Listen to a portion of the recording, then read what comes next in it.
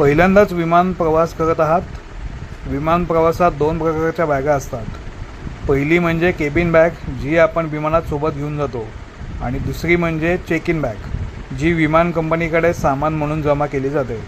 लक्षात ठेवा, power bank नेहमी केबिन बॅगेतच ठेवावी. चेक इन बॅगेत पॉवर बँक ठेवण्यास परवानगी नसते.